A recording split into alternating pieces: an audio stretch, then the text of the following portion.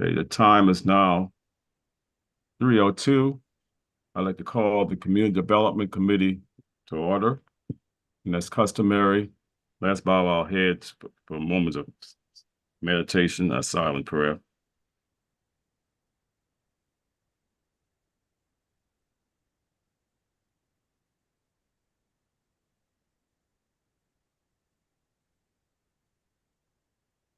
Amen. Thank you. And public participation, I think we had one person online. That is correct. We have Anthony Bryant signed up online. Mr. Bryant, if you're with us, you can press *6. And how long would you like to give him, Mr. Chairman? Let's give him a minute and a half. All right, minute and a half. It's Anthony G. Bryant. Can you hear me? Yes. It's Anthony G. Bryant, President AG Bryant Group, Inc., according to the state of South Carolina. And I do support the agenda items 1 and 2. I think that's very necessary and important in redefining growth and redevelopment and impacts on existing residents. Also, I want to put on record that we did submit the South Carolina Ports Authority. It was sent as a non-profit, not a for-profit business in terms of my perspective on certain ideas and land use. So therefore, those who supported the TIF district, I guess it created a false claim for me, which would be under state and federal law, looking at going to jail pretty much. So I wanted to put that on record right now. The Ports Authority had put together something to have me file a false claim to them in order to be able to put me in a squeeze. I've been in politics a long, long time. I know how to fight politically. We'll start today. Have a nice evening. Thank you, Mr. Bryant. We'll move right along. We have approval of the September 26th and October 17, 2024 minutes. May I have a motion, please? Move for approval. Second. Okay, it was moved and seconded. All vote by saying aye. Aye. Aye. Aye. Opposers, nay. Ayes have it. We don't have any old business, so we go right down to new businesses. Approval of an ordinance to amend Chapter 54 of the Code of the City of Charleston, zoning ordinance. Move for approval. Second. It was moved and second. All in favor, vote by saying aye. Aye. Aye. Aye. Opposers, ayes have it. If you go right down to item 2, under new businesses, that's the rapid housing presentation. And who's going to be doing the presentation on that? Mr. Chairman, this is Mayor Cogswell. I will give the presentation, and we have a PowerPoint that we can pull up now. Okay, and then in the parentheses, you'll see the committee may take action following the presentation or not. Right.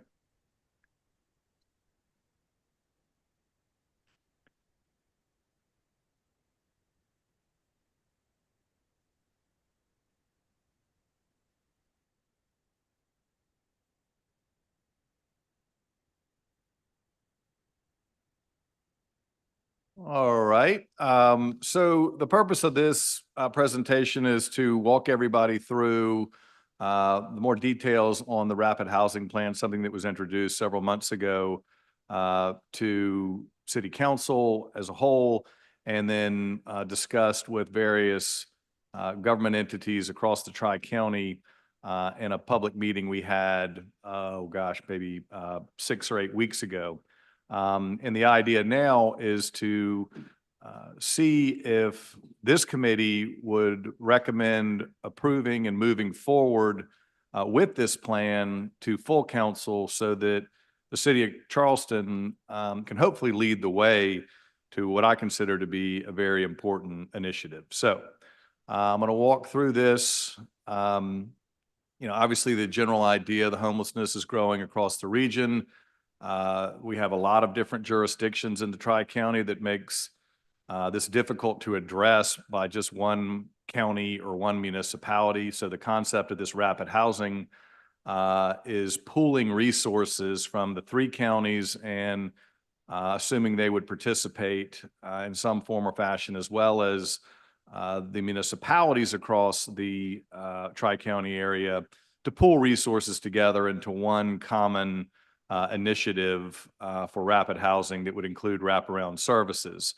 It's important to note this does not eliminate the need for aggressively pursuing permanent housing solutions, both from the city of Charleston's perspective, but also the region as a whole.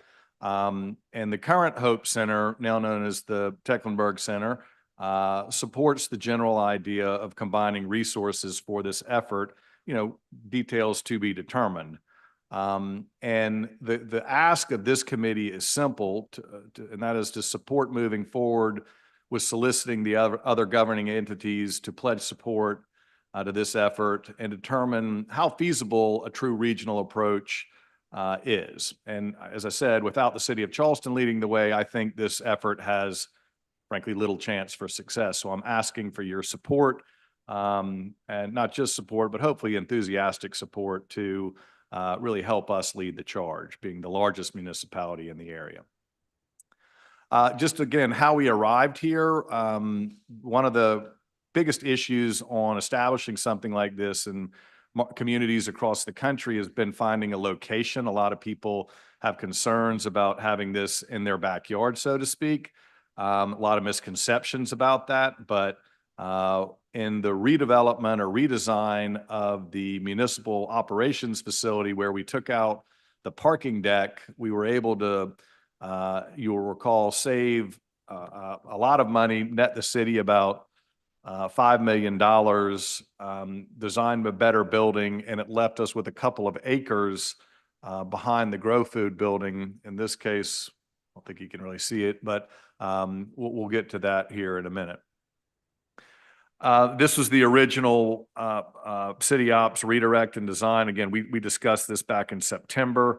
The benefits of splitting this up, I just highlighted below that it went from just 16 acres to 16 acres of city-owned property plus 60 acres in West Ashley, coupled with the long-term investment in West Ashley for the fire training facility. It blocked that purchase in West Ashley on the West Ashley Circle, blocked 300 apartment units. It helps improve stormwater drainage, a much better design, and as I mentioned here, about $5 million in net saving that could potentially be used to help house the or fund parts of the rapid housing.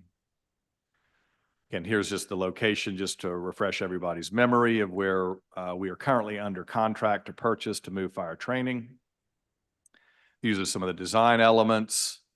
Again, this is going from that other, more, well, frankly, I don't think very attractive design to something that is a lot more uniform and allows a lot of natural light. Again, 3 different iterations. And again, getting back to the subject matter at hand, by separating it out, it provides where that shaded area is in the back, an opportunity for a location for the rapid shelter. So we came up with a few different concepts and looked around the country, did a lot of homework with staff, and met with a lot of the advocacy groups, not just in the city, but really all over the region to discuss different options. There was a healthy discussion. Frankly, there were a lot of different ideas. This was, I think, a good merger of all things that were considered, and provides, like I say, a shorter term solution to a more permanent need in terms of permanent housing and the larger initiative that we have both as a city and as a region.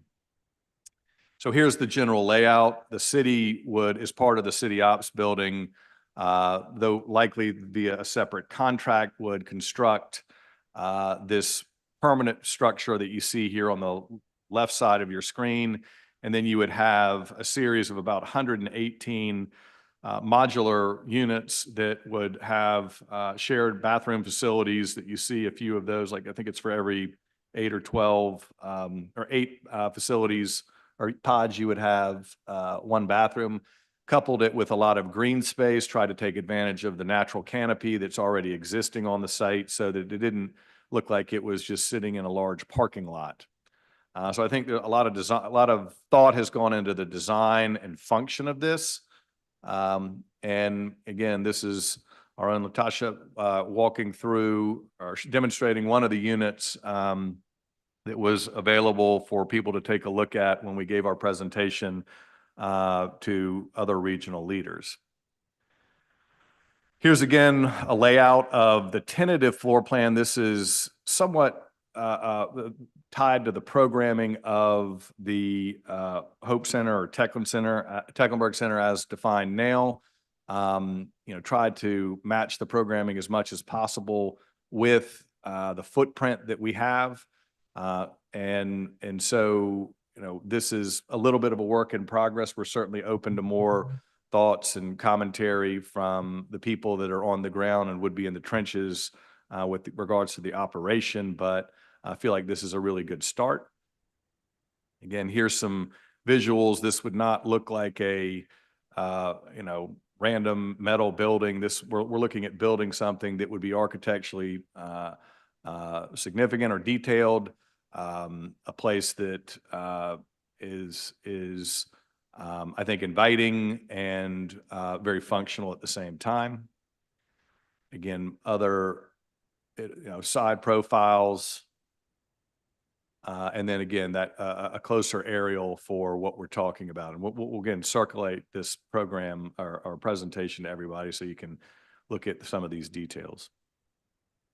With regards to the economics, this was the initial breakdown that was circulated and estimated to be about $5.5 million of initial startup costs and about $1.5 million in terms of an operating budget. And we have since got a little bit more detail on that. You can see down in the bottom there, it's slightly lower when we've gotten some more accurate numbers and had some pricing done for the permanent building. And it's important to note here that what is being proposed here is that the city would retain ownership of all the property, including the permanent building. So the city is part or via a separate contract, but during the same time frame of the city ops building, would build that facility, the permanent building, which based on the contractor's estimate right now, come in about $3.67 million. And then the various other government entities would be contributing not to the permanent building, but to the regional partnership costs, which you see below there. That's the $5.3 million. And so what I proposed, just generally speaking, is that the counties, if they participated, would contribute on a pro rata basis based on population, approximately 35% of the costs, and the municipalities would split 65% of the upfront cost as well as the operational costs. There's not a perfect science for the proration, but feel like that is a logical way to approach it, but certainly open to other ideas. We have to be prepared for the fact that in all likelihood, a number of the smaller municipalities and perhaps even one of the counties would not want to participate. And then we need to see, who's all willing to go in and what the proration might be at that point, and if we're all willing to proceed together. So these are kind of the general math breakdown. This is where it would break down from the city of Charleston. I've highlighted that there. So we would be responsible for that initial $3.6 million. But again, we would own the building. It wouldn't be part of this entity. It would be leased back for, say, $1, but we have title to it as well as the land.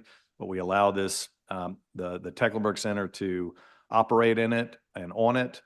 We would then contribute $977,000 or in upfront cost over and above the 3.6, plus approximately $275,000 a year, which is important to note that we currently spend a good bit more than that on our Hope Center that we currently have in our budget, which they do a great job and have really grown.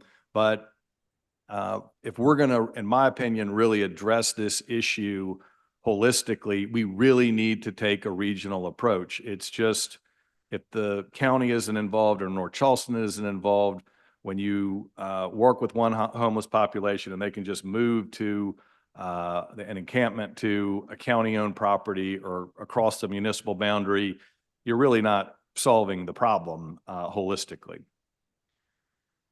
So in summary, the investment that would be needed by the city of Charleston to really lead this effort would be approximately $4.67 million. And if you look at the current funding from the Hope Center / Techenberg, we have about that amount. Again, not all of these funds, some of these funds, particularly the ones that were approved by council in 23, they are ARPA funds and have to be spent by a certain period of time.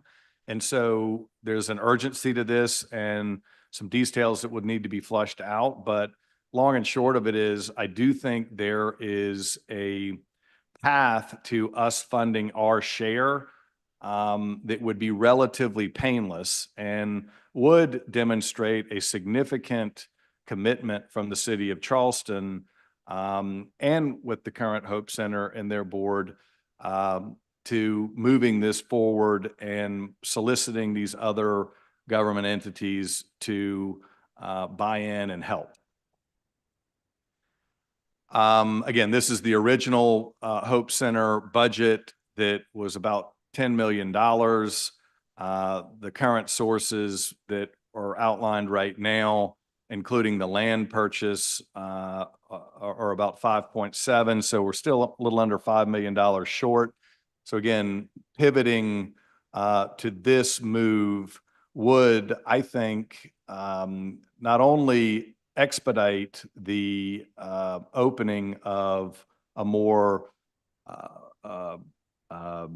a larger Tecklenburg Center, but also expand its operations significantly from what they are right now, which is approximately, 9 to 5, 5 days a week. This would be 24/7 and would have a much higher overhead.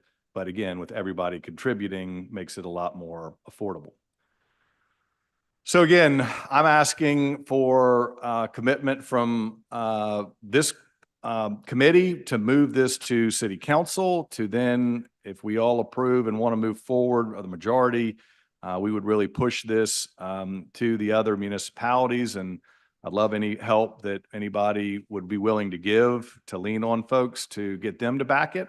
But the goal would be to get the city's confirmation of support by the end of this year through a motion at city council, and then actively solicit folks from other cities and the counties by the end of Q1 25. Excuse me, I missed the first one. Should be end of year 24, Q1 25, which is 3 months longer than I'd hoped it to be. And then finalize the budget and staffing plans with who's in and who's out by Q2 of 25, and then start on the site work and have a lot of that available to receive the pods by Q3. And then by the end of next year, start installing these units. Now, I'll readily admit this is a very aggressive schedule. It will require a lot of work, but I believe that this is a very prudent approach. And I'll wrap up by saying, by paraphrasing Rabbi Hillel, who was a first century Jewish leader, and this is a quote that was given to me a couple of weeks ago: "If not now, then when? If not us, then who?" And I thought that was a pretty powerful sentiment when it comes to a really important initiative like this. So with that, I will be quiet and open it up for any, at the chair's discretion, any questions and or commentary. Okay, anyone have any questions? Because I'll save mine till later. Questions? Anyone? This is Dudley. Mr. Chairman, my question, Mayor, is can you share the needs data with us? By needs data, I mean needs by family, single men, single women. How did we determine that we should focus on men? Was that based on need data? It was, and I'm happy to have, I believe Tasha, if you want to, if you can speak to any of that, the idea of with regards to the PIT count, and those that fall through the system, those that have mental illnesses or addiction issues are overwhelmingly men. And that constitute a pretty large part or the majority of the homeless population. And while the idea of men and women cohabitating in this would sounds good from what I've been told by people that operate similar type facilities. You don't want to have men and mixed with women and families often. So, and Okay. happy to turn it over to Latash for any other comments. A follow-up, Mayor. You said the larger portion are men with mental, you didn't say illness, but men that have some issues. Well, for clarification, as I understand it, in terms of general population of the unhoused, the overwhelming majority are men. And when it comes to the needs of that population, if you do not have mental illness or addiction issues, there are a number of facilities or operations that can accommodate you, like 180 Place, like Star Gospel Mission. But if you have a mental illness or an addiction issue, there's no place for you to go. And so this provides that opportunity along with wraparound services for people that fall through the cracks. But so just so that I'm clear, okay, the larger portion of the need is for men, and the larger percentage of those men have mental illnesses. Am I interpreting this correctly? From what you just said? What I can speak to is the larger percentage of the unhoused are men. I cannot say specifically what percentage of men that are unhoused have mental illness and or addiction issues. Okay, Mayor, that's a little different from what was said initially. Okay. I guess my question is still, what percentage of the homeless are families with children? Natasha, do you have an answer? Sure. Thank you, Mr. Mayor. Good evening, everyone. The last count from the McKinney-Vento report that tracks families and children, as of last month, we had about 500 families, which were women and children, that were currently couch surfing or living in places where women and children should not be living. Okay. And how does that compare with men? The women tend to go under County Councilman Gregory simply because women do a better job of going to a sister's or an aunt's house and not being on the street, because they tend to receive more assistance because they have little children. So because of that, they are usually not the ones that are traditionally coming to places like the Hope Center to seek assistance. It's usually by referral, and the men tend to show up more often because there's not a lot of places for men to go who are in recovery or who have mental health issues, HIV, or a combination of all three. Okay. I'll save my questions for later. Anybody else?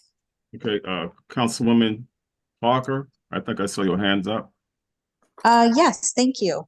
I apologize, gentlemen. I just may have missed it, but where did we have a specified location? Did I miss that slide? Yes, it would be on the neck area on approximately 2 acres that would be adjacent or part of the property that we own up there where the city operations facility fleet is going. Okay, thank you. Anyone else have a question before I get in?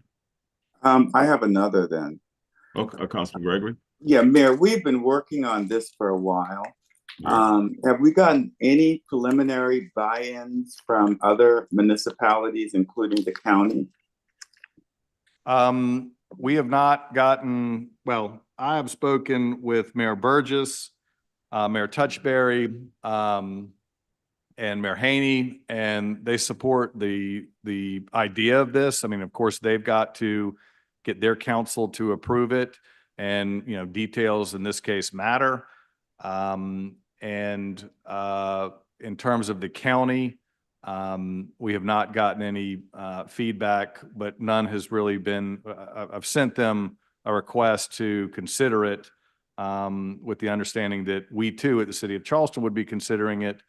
And we have gotten one letter back from Dorchester County that said right now they would opt out because they have money that they did put towards a men's facility in Dorchester County.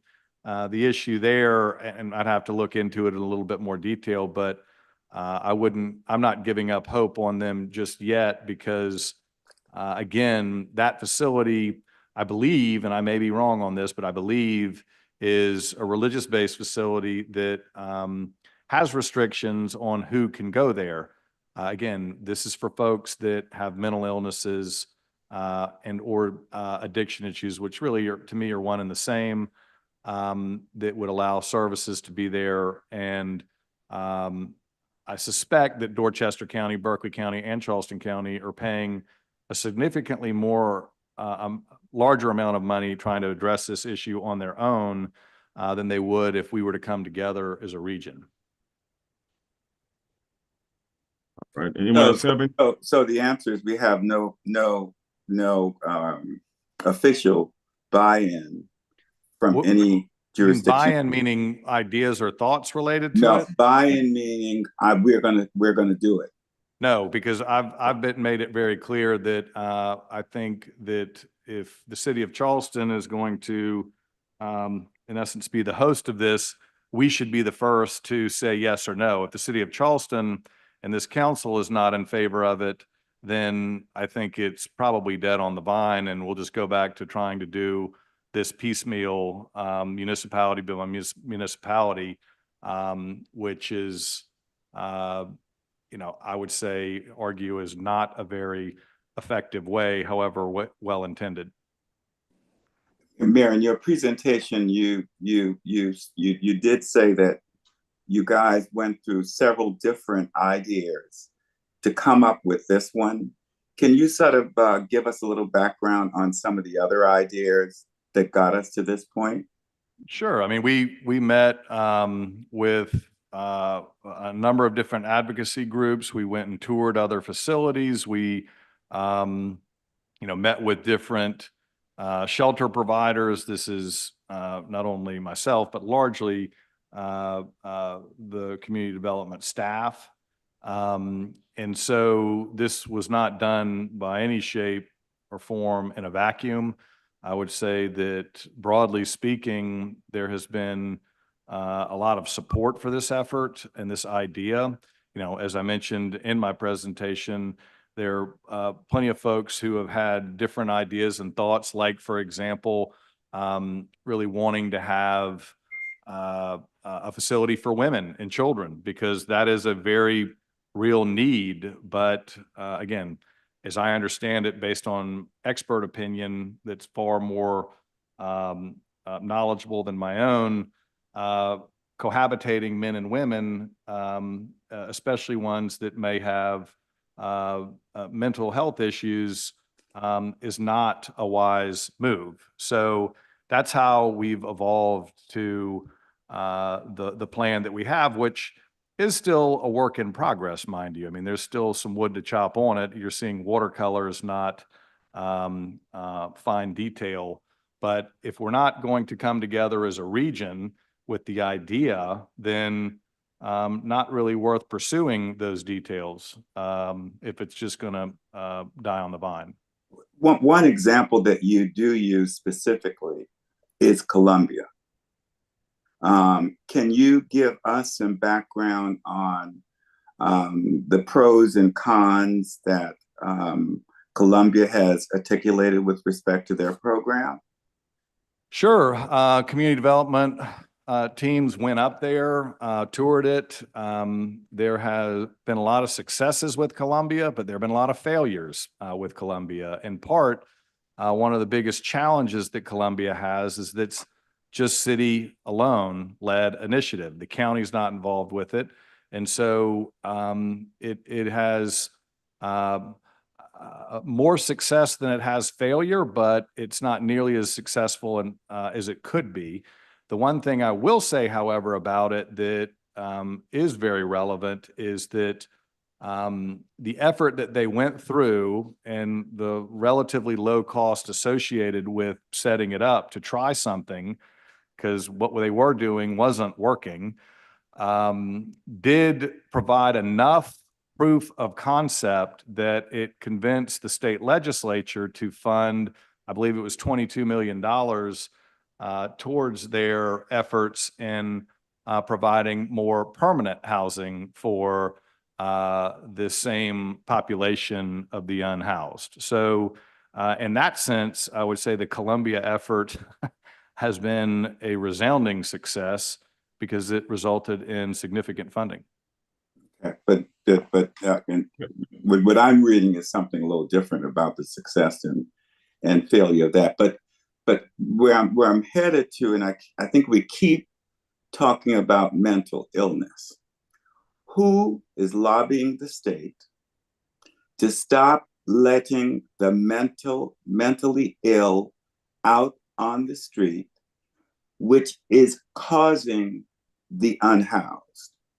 What are we doing at the state level to try to get them to stop letting people who are mentally ill on the street, and as a result, causing them to be unhoused?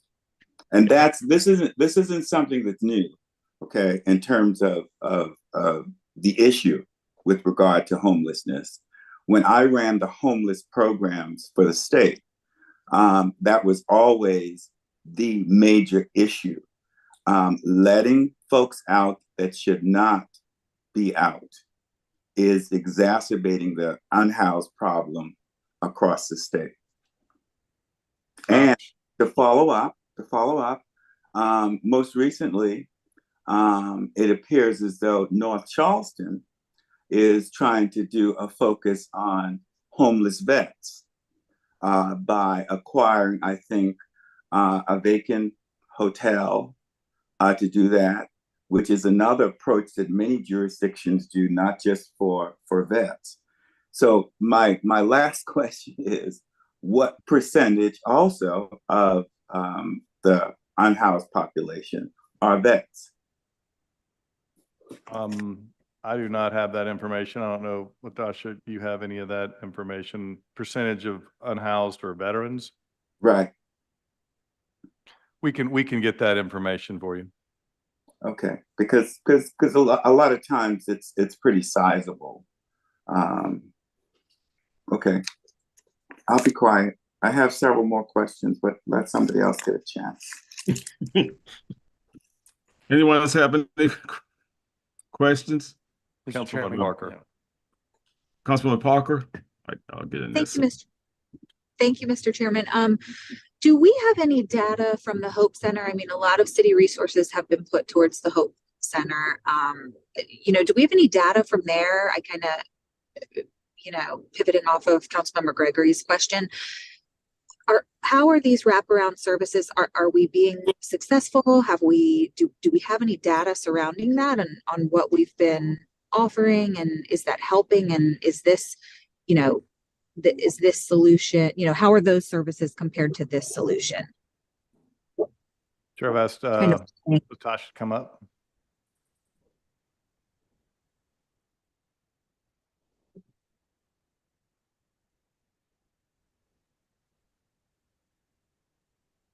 Hello, Councilwoman. There is a document inside the agenda for today that has HUD numbers that explains the answers to the question you just asked.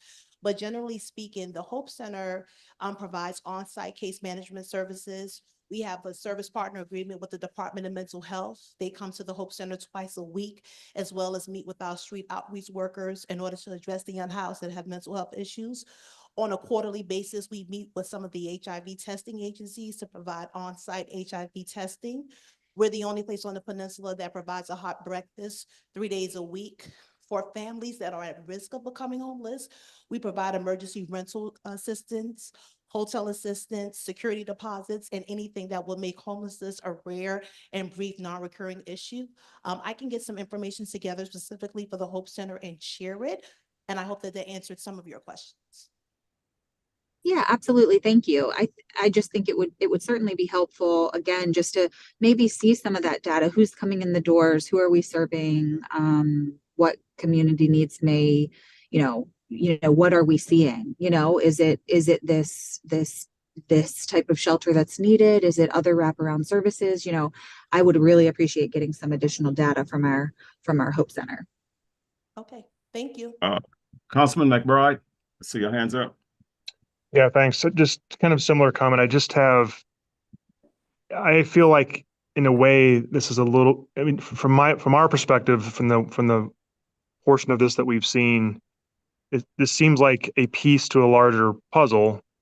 And I'm not saying no one's not acknowledging that, but from my perspective, there's just, sounds like we're all, Councilwoman Parker, Councilman Gregory, we're all looking for kind of the larger, bigger picture of what's gone into leading to this specified need. I'm looking for like a comprehensive plan as to, this that would result in saying, hey, we need to build these homes because we've done this comprehensive plan. We're looking at what the city offers. And by the way, not just public, but private. There's lots of public, private, faith-based organizations that are helping the homeless and trying to keep people from being homeless. I would want to kind of see a lot more details as to what the comprehensive look at is in this problem. And then if it leads to an obvious, oh yeah, therefore we need to build these homes, and then there's a plan to keep, to make it temporary so that they're not there, long-term, meaning that we're helping them get into these temporary shelters and then working on to getting them from no longer having to be homeless. That's the kind of stuff that I just haven't seen yet. So it's kind of tied into what the other comments were made. If I may, Mr. Chairman, there is a lot of data out there that there is a need. The question is, how do you best service the need? There is the ideal scenario is to find permanent housing. That's a very expensive approach that if the city of Charleston were to just undertake it, would be a lot of money. And as I mentioned, if we're not looking at this regionally, would have limited effectiveness. And anecdotally, if you need to, get information on whether or not or how deep this issue is, I think every councilman that's part of this committee has had a number of calls about the unhoused population, be it encampments, be it people in their people's backyard, be it whatever. This is a growing issue. We're getting more and more calls about it. There are no real facilities at the state level to accommodate this. There is a real aversion, understandably, to just arresting people and putting them in the jails, because the jails, frankly, are not equipped to deal largely with the mental ill and the drug addiction. So this is a potential solution to this growing problem that I think is proactive and would show a regional approach that, again, is essential, and a mentality that we need to start having more and more of, because just like homelessness does not abide by jurisdictional boundaries. Flooding does not abide by jurisdictional boundaries. Transportation and infrastructure doesn't abide by jurisdictional boundaries. So I think it's an important opportunity and a constructive opportunity to build regionalism in a cost-effective and pragmatic and productive way. Mayor, Yeah. earlier, Earl, I think you said there's each 8 pods share a bath, right? I think you said. I don't remember. Latasha knows the details on the exact layout because she worked on it on a lot more details than I did. So I'm gonna let her speak to the proposed layout. Okay, I think in your presentation, you said for every 8 pods, there's a bathroom. I may have, but I'm gonna defer to Latasha. I could be off on that. Sure, let me get to my question. Is there water running to these pods? No. Go ahead. Okay. So, All right. Mr. Councilman Gregory, the concept of Uplift Hope Village is as follows. When you come onto the facility, the Hope Center, the John Tecklenburg Center is in the front. In the second part of the program layout, there is the actual Butler Building. That's just the name that we give it because that's just the name we came up with. In the Butler Building, there are services such as a soup kitchen, an area for recreation, also some places where community partners and other services can be rendered, such as mental health, substance abuse classes, parenting classes, et cetera, et cetera. And at the very end of the parcel of the land are the 118 units of the uplift shelters. Now, best practices state that the restrooms should be separate, because if you tried to put a restroom in every uplift shelter, that will blow your budget out of the water. And feasible and best practice, based on the research has been done, that's not the best way of going about it. The most appropriate approach is to have it in a centralized building, because we want our residents to have a sense of community, and we don't want to get into unnecessary repairs when things break and they go awry. And it wouldn't be possible to outfit every shelter with a restroom, because that's just not something that the best practices for this method calls. I mean, you're in an awkward position, and I clearly understand it. Could you repeat? But there, but I'm sorry, I didn't hear you. I said you're placed in a pretty awkward position right now, and so I do understand. But so the answer is no. There's no water running to 118 pods. Am I correct? In the Butler Building, there is a water system that's connected to the restrooms that the clients will use. But to answer your question specifically, there isn't water connected to the shelters themselves. Correct. So there's no water running to these units. You're going to have to come out of your units to use the restroom as well as shower. And for me, that's problematic. I mean, I think we're creating concentrations. We're creating, I guess, legal encampments, because this whole place will be fenced off. If I'm correct, the staffing is going to be unbelievable. I think that our police department is also going to probably have to dedicate resources to this as well. I would just like to have seen more ideas other than this one. And I'm not saying that this is bad or anything. I'm just saying that I just think that as a committee, we should have been able to see different approaches. I have done research on my own. And in fact, we can look right in our city on East Street, if I'm not mistaken. We still have some transitional units that are there that are a little bigger than these, but it also has running water and kitchen. So I'm just uncomfortable with supporting something that I've not seen enough options in order for me to make a decision. I mean, I've been reading about this for some time now in the paper. I've been reading where many of the current unhoused providers are not comfortable with this approach, that they think that there are better approaches, and they suggest, as we all would agree, we need more permanent housing, because I believe, okay, these 118 units, without us having a supply of units available for them to transition into, I think we're creating encampments that I think over time is going to be pretty expensive to continue to run, particularly having pods without running water. Can you imagine over time how that campus is going to be? I can. When you're in your house or your home and you don't have running water, where are you going?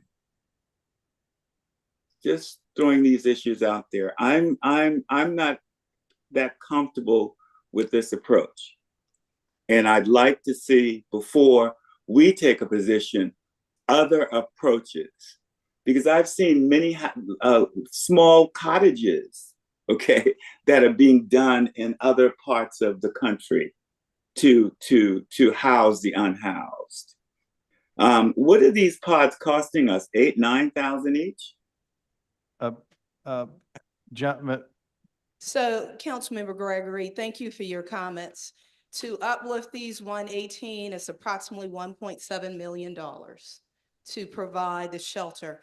And so I hear your comments, and certainly not having running water may be a barrier, but I would just say to us, think about where our homeless live currently. They live under a bridge. They live in the parking garages, sometimes under city vehicles. They live outside. So they have no shelter currently. All the time, they have no shelter. So there are advantages and disadvantages certainly to the pallets. But as I think about people being in a pallet, in a bed, having heat, having air, it's better than them being under the bridge where we find them currently. It's better than them being, especially when you exit from Mount Pleasant onto East Bay Street. Many of them hide in the very back of the interstates because they don't want to be seen. But currently, they're living on the streets. And so even though this might not be the maximum where we want them to have running water, we want them to have a sink, if they can walk to a bathroom or a shower that's a couple of feet away versus having to go into McDonald's use the bathroom in a little bucket that one man carries around the city with him. In fact, he was in front of our church the other day because he had to go. And guess what? He couldn't make it to the Hope Center. So he did it right in front of our church in a bucket. So although this might not be the optimum for us, and I respect the need to have additional strategies shown, we can certainly do that because we've looked at this. It is better than what we have now, which is nothing. 180 Place has a max number. Star Gospel has a max number. They have a different model, okay? And so what I want us to think through is think about the homeless individual, the unsheltered individual. Go on the United States Interagency Council on Homelessness website. Now, we've seen a decline in the veteran population in particular, and that is primarily due to when the Obama-Biden administration existed because they put millions of dollars into investing for housing for veterans. So that population number has gone down. That does not mean the issue went away. The issue still exists. Because if we don't do it well, when I say do it well, provide the shelter, provide the wraparound services, then you are going to encounter challenges in your community. Columbia, before they got the pallets, the shelter they run, which is expansive, is more than 300 people. Even they have their challenges, but when you are very clear on defining your system and managing it well, it can work. And so ultimately, and I think the mayor made this point, permanent housing is where we want to go. Until we can get there, I ask us, what is our solution to the unsheltered? You asked a question earlier about men versus women. Women and children, we have a higher number of unsheltered of women and children. But to Latasha's point, they couch surf, they live with Auntie Joe or Uncle whomever so that their children can stay safe. Men are on the streets more so than women. So you see men. When you look at the number of men on the street that have mental health issues, it's probably around your 80% threshold, meaning they need to be on some form of medication. Many of them are already in the DMH system, but they are not always following through because they need a house to provide that stability that often does not exist for them. So we're creating many mental sounds like we're creating mental illness institutions. If you're Well, saying, I hope not. I hope because we currently are working with DMH right now at the Hope Center. They come twice a week. So folks that walk into the Hope Center have access to counseling. Yes, but I would say to us, and I know you know this, Councilmember Gregory, because you did HUD for years. A house and a home provides a level of stability that nothing else does. So I would just say to us, as we contemplate this and as we think through the advantages and disadvantages, we recognize, and you all have evidence of this, and they'll tell you, even children that have a permanent and stable place to live perform better academically. So certainly if someone is ill physically or mentally, if they can have a place that they call home, and they provide the wraparound services are there to enable them to move from one point to the other, then we see improvements. Hope Center have seen improvements. They've actually got people in houses. They've been helping people land jobs that have mental health illnesses and have other challenges.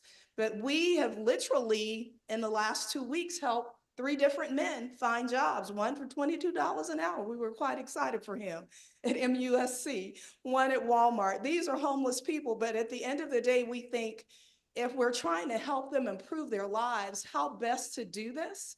And if I may, you just hit on the term, how best do we do this? Yes. Okay. And I'm still going back to, okay, if 80% of the male population has mental illness, okay, we are creating we're creating institutions for the mentally ill. Okay, we can call it whatever we want, but that's what we're doing if we're going to house men who 80% are mentally ill. Okay, my second. Let me just finish. What's the alternative? Well, what is? Okay, where I'm headed with this is again. Okay, I think we need to do what we think is the best, and I don't know whether or not this is because I've not seen enough alternatives. This is the only thing that has been presented to us. Okay. I'd like to know what are other cities doing other than Columbia? Because Columbia has been working on this just as long as we have. I mean, Columbia was supposed to by now have created a one-stop shop, okay, outside of the city. So I understand the problems and the issues that we have, okay? I just want to make sure, going back to what you said, that we want to make sure that what we do is the best for the I think it'd be. I have 2 other council members want to say something. Councilman Parker, you have your hands up, and Councilman McBride. Yes, thank you, Mr. Chairman. I absolutely think that the regional approach, obviously, I mean, great job, Mayor. I mean, that's where we need this to be a regional approach. So I think that's phenomenal. When you ask, and thank you, Ms. Johnson, for that information. That was kind of the information that I had asked earlier, just to see what outcomes have we been seeing, what positive, outcomes have we been seeing from, the services that we do offer at the Hope Center? And then to your question, Mr. Mayor, what else can we do? Are there options, just of funding, our mental health centers? And, we obviously offer some wraparound services, but is there a way to work with some of the mental health centers, that we can support what they're doing? Because like we said, I mean, there's public and private partnerships all over, regionally that offer this type of support and these services. So can, Mr. Chairman, yeah, if I we're may, hang on one second. Wait a minute. I can't have everybody speak at the same time. I was just so- gonna let Ms. Johnson respond to the research and homework and due diligence that they have done, which I think would answer Councilman Parker's question and the best approach, at least per our own staff, because they've been the ones that have been really working on this and in the trenches. Let me ask Councilman Parker. Are you finished with your question, Councilman Parker? No, I just wanted to finish. Do you, ahead, so please. that was just I certainly think that there might be another, possible approach that, that we can help support, our current public mental health partners and things like that. And then, Mr. Chairman, I do have to step off. I am so sorry, but I do have to step off for HR. Okay, because I'll be on that soon, I guess, if I get off of here. Okay. That's at 5 right. o'clock. 4 o'clock. Thank 5? you. Okay. Councilman McBride, I think you had your hands up again. Yeah, just to follow up his last comment. I don't think any of us here are saying that we don't need shelters like this necessarily. I think the theme I'm hearing is that we all want to hear, and the mayor was just alluding to a lot of homework that has been put into this. I would like to see that homework. I'd like to understand the comprehensive plan that led to this desire to build these buildings. I don't sense. Just a quick example. I volunteer for a nonprofit faith-based called International Abba Ministries, and I know for a fact they're building homes for male and female unhoused right now. It's a 501c3. Their mission statement to provide atmospheres of restoration and family for the homeless, poverty-stricken, addicted, and oppressed. That's like a wraparound, comprehensive approach. That's one ministry that I know of that I happen to volunteer with, and I just know there's more out there. And I don't like that. I don't want to make. I want to see that some work has been put into that, to reaching out to the nonprofits, to the faith-based. So we have more of a comprehensive approach. And I heard Ms. Parker talk about Star Gospels. That's an example. I think that's nonprofit, if I'm not mistaken. Right. That's a great example. I want to see that more reach out has been done, so we look at this comprehensively, because I do not believe that local government is the only one all and be all comprehensive solution to this. We have to involve these other nonprofits, faith-based. Especially just looking at it from an economic standpoint, they do it way cheaper than government tends to do. Not saying that we don't have a role. I'm not saying that. And so it's not, don't make that a straw man that I don't think that we should build these structures. I'm not saying that at all. I just need to see the work that's been put into this that shows that this is a part of a larger comprehensive plan, and it's been looked at, not outside of just government, as one piece of a puzzle. That's all I'm saying. Fair. Just for whatever it's worth, for the benefit of the committee, a lot of the background information and research that Gianna and her team have put together over the past 6 or 7 months, with Latasha leading the way, is in your packet. So we've provided a lot of that information for you all to review. It is part of a larger plan, along with affordable housing, with permanent housing. And absolutely, we have been in touch with, and I can let Ms. Johnson speak to, all the other providers, faith-based, as well as all other, nonprofits throughout this process. So a lot of homework has been done. I apologize for those of you that wanted to be along for the ride with all of the details, but we can certainly provide all of that background and information, and then I'll turn it over to you, Ms. Johnson, for any further. And so very quickly, because I know how Councilmember Mitchell is about his meeting time, but so to Councilmember Gregory's earlier point, part of the program model for this, for the persons who are able to access the shelter, was a referral process from our partners from the police department. So to enable us to help manage those who would access the services that are available. And so to Councilmember McBride's point, we've been working in the homelessness space for some time. Literally every mayor that the city's had, and we've been fortunate in this regard, have had an idea and have a desire and a passion to assist with those that are unsheltered and those that are vulnerable. And so on a daily, we work with the 180s of the world. We work with Dr. Platt at Star Gospel. We literally partner with the Department of Mental Health. They come in 2 to 3 times a week. They go out on the streets with our team members. They're literally in the center providing direct services to the individuals. We even have a plan to end homelessness that we worked on, and we're successful in completing some facets of the goal.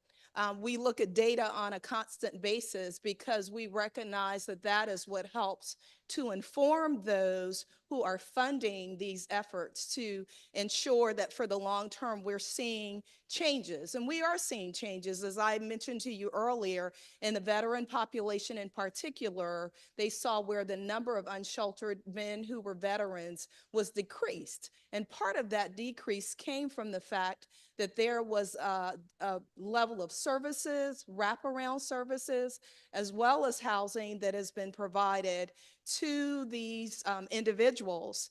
And again, this is a practice that many cities, you look at California, granted we're not quite as large as them, they are looking at a very similar approach to homelessness because they literally have encampments everywhere in their community, and we worked through that many years ago.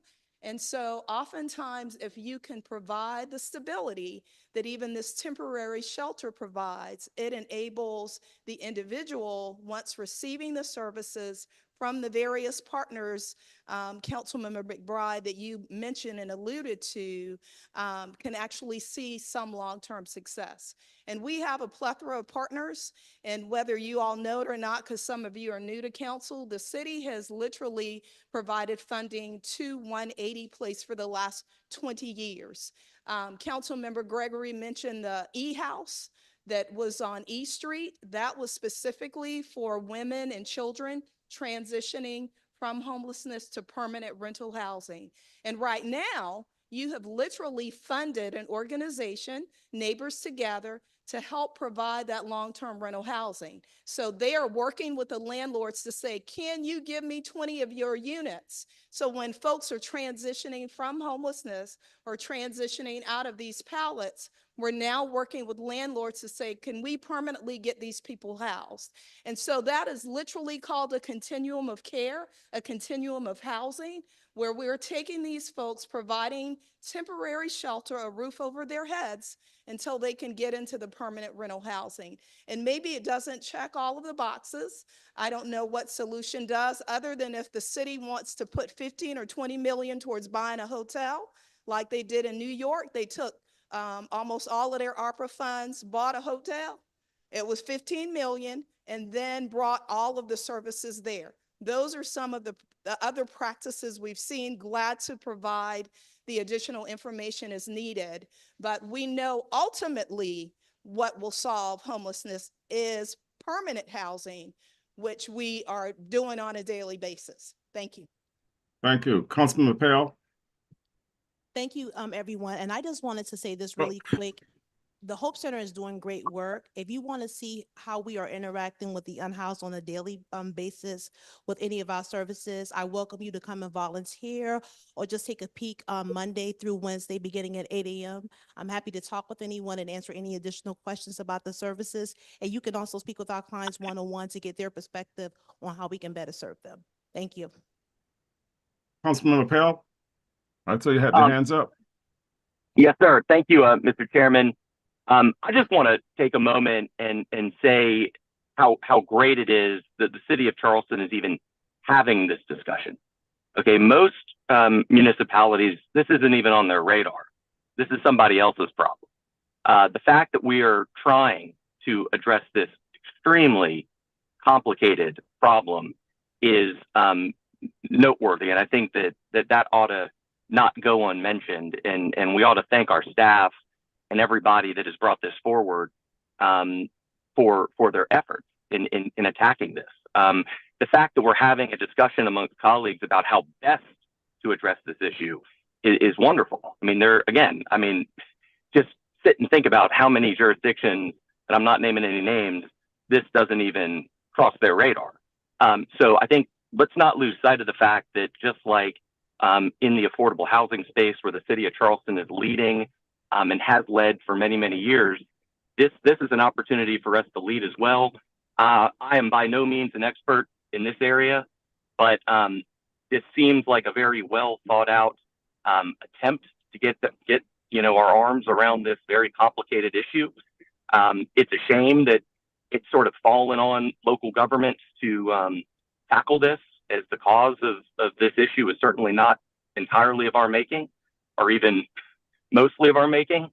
But I just wanted to mention that. I like this idea. I think City of Columbia has shown some success in this model, but I'm all for making it better as well. But I just wanted to make those remarks here today. Thank y'all. Thank you. Any other, oh, I can't get you off of here, huh? Any other comments? You still on there, Councilman Pale? Cut yours off. I don't know what happened. How many people do we have left on, Mr. Chairman? Myself, Councilmember, let me see, I'm looking at it. There are 5 committee members present. Councilmember Parker is the only one that is left. Councilman Gregory is still there, and that's it. If I may, I'd just like to wrap up and at least my commentary based on these discussions. 1, 2, 3. I don't think they're gonna. Well, my take on it that is, I haven't said anything, but the concept, fine, is a concept. I don't know how many people have dealt with homelessness as much as I dealt with them for the 30 years. And that's all I dealt with, a lot of homelessness. My thing is that I just didn't feel comfortable at the time putting so many meals in one location. I don't want to see a dump. I don't want to see a place that's going to gather a lot with drugs. And I know it could happen. I have seen it done before in other places because of so many people in the area. And that's 100 and some odd people in one area from different areas. And I just don't feel comfortable with that right now, with that dealing with homelessness. Most of the people say, talking about homelessness, I'm out there with the homelessness every night, under the bridges and all that, right in the district I represent. Most of them right around in this area. I'm with them all the time. Even we had the homeless shelter, had the encampment under the bridge, even behind Bayside when they had it back there. It's always in the district, right here in District 4. Most of them, that's where they're located. But my thing is the numbers of people that's in one area. And to me, they're talking about the restrooms. I understand what they say it's going to be outside. And to me, when I looked at it, Mr. Mayor, and I don't know about you all, but it seemed to me it's going backwards because that's what I did when I was growing up, outhouse. And that's what that's what I look at as an outhouse, going backwards. And because many of you all might not live in that particular category a long time ago, but I did. And see, I didn't like it at the time when I was growing up. But this is what I'm seeing, and this is my problem with it. And even with the other municipality, if you're talking about a regional approach, to me, I would want to see them come into it before we even, we can talk about these, we are talking about going into it, but I want to see what they're going to come into it too.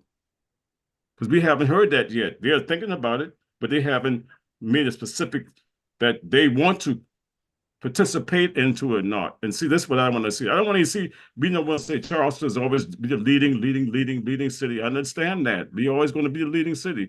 But we haven't got nothing from none of them yet that they want to really participate in this yet.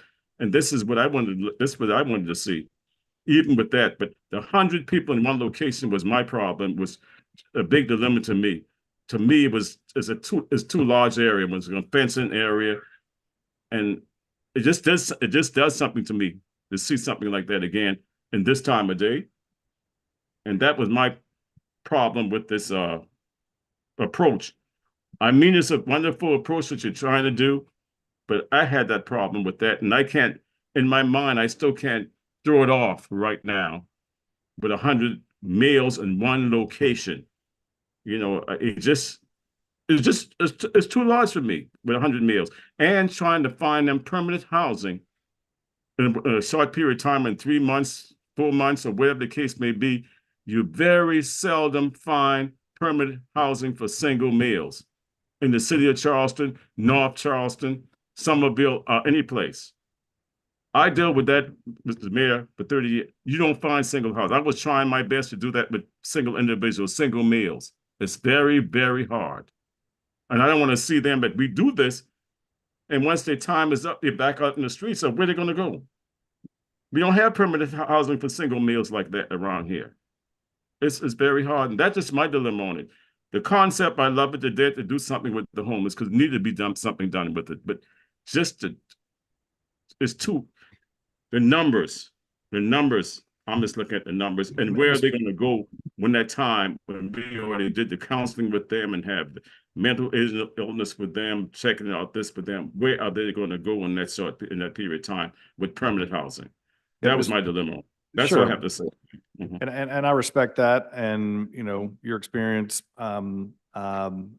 certainly can appreciate your perspective in terms of the leadership. I mean, I would just beg to differ on that. I think it is our responsibility as the largest city to lead in this effort. We are the epicenter of where the majority of the homeless are located, just because of the number of tourism and the like. I think I want to, you know, perhaps back up a minute and just say this. This plan has been well thought out by staff, has been thoroughly researched. There's a lot of information in your packet relating to the work they've done. Is it perfect? Could it be better? Are there other ideas?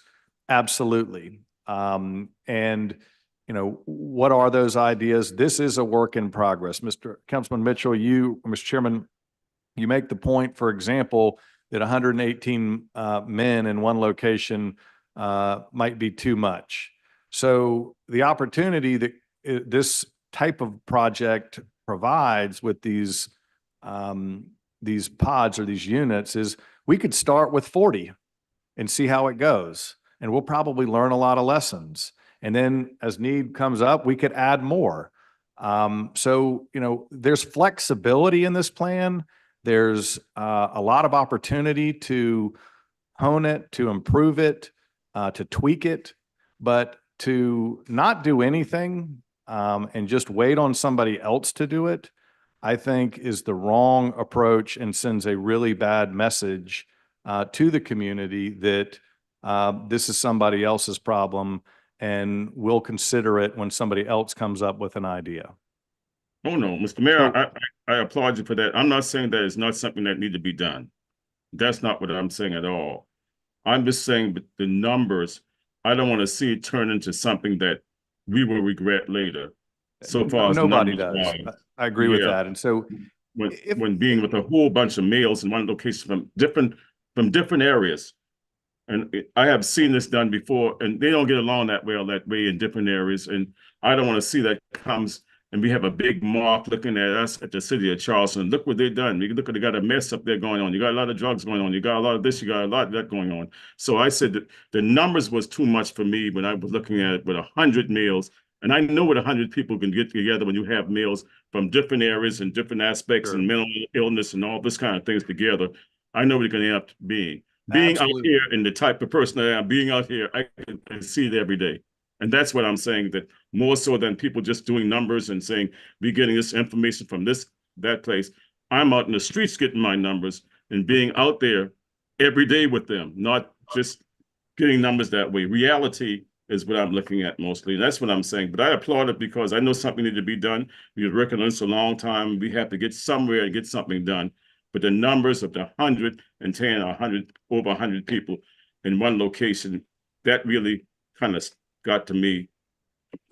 Well, You know, what, if I that's- may, I'd like to perhaps make a motion that allows some flexibility and further information gathering by this committee and members of council to hopefully continue to move forward in a productive way. And that is, I would make the motion that this committee approve this concept with the condition of more information being provided by staff to not just this committee, but general counsel, that we leave the options open for modifications to number of units, to however many men versus women, allow for flexibility as we move forward, but that we collectively do solicit the other municipalities and the counties to buy into this with us and help us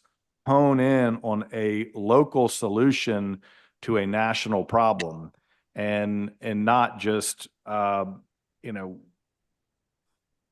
for want of specifics and concerns that may or may not happen, not move forward at all. So that would be my motion. And again, I think it allows a lot of flexibility for people on this committee and council to get very educated, to learn all the work that's gone into this, to provide their input, to understand that this is not meant to be or should not be an internment for the mentally ill, that this is something that is meant to be an empathetic, constructive way to get people in need back up on their feet. Mr. Mayor, this is Dudley.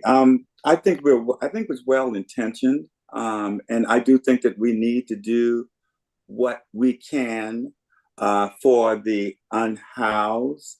I just think, as the city of Charleston, I think we can do better than this. Okay, for the unhoused. Great. But what I look forward to your input. And speaking of input, it would have been great if this committee, okay, had been involved in this on an ongoing basis. Okay, I've started reading what was submitted in our packet, and it's going to take a little while to go through all of it, and I intend to go through it.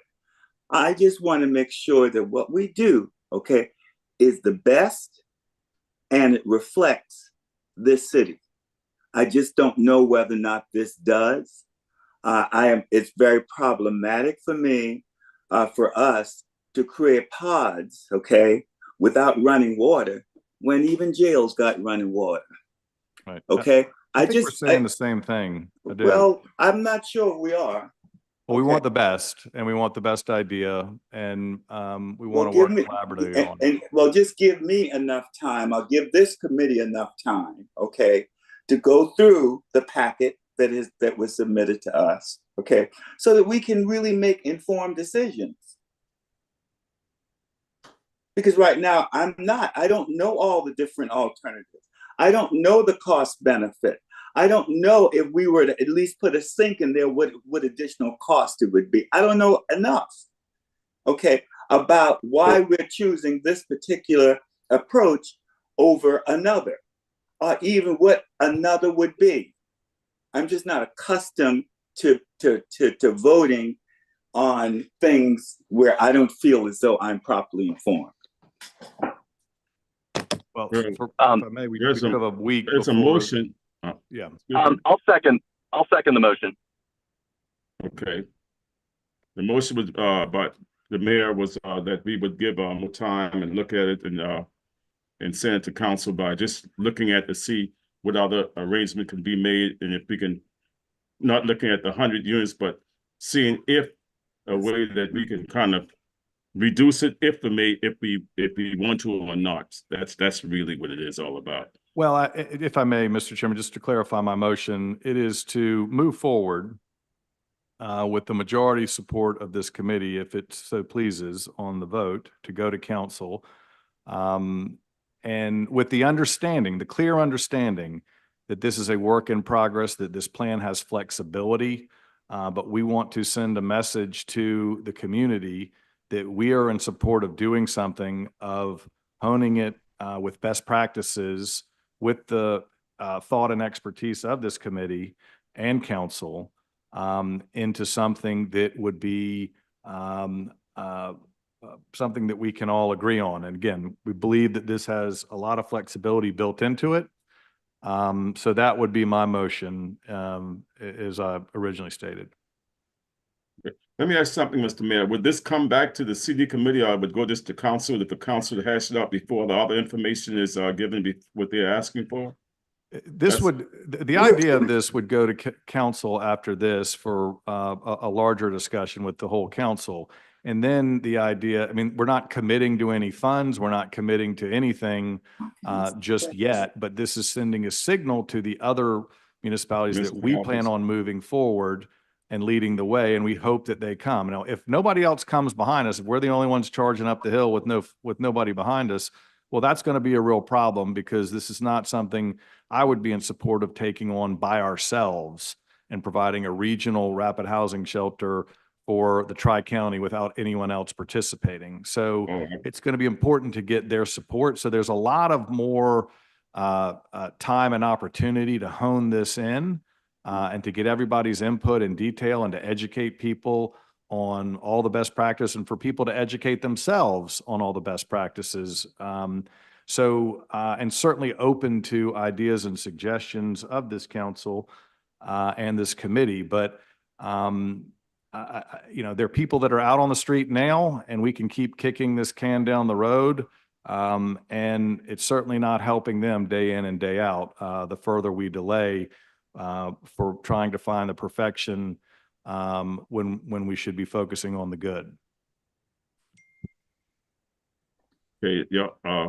Any other questions? I still don't understand the motion. The motion is that we're going to vote on this concept. Motion is to move this general concept forward with the understanding that there is flexibility in number of units that could go in exact programming, and the like.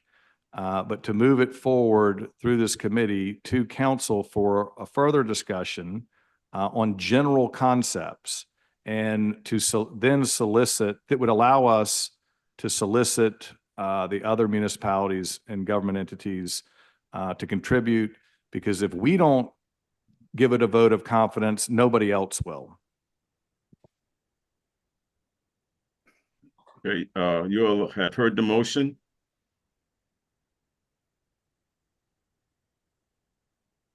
That's the motion.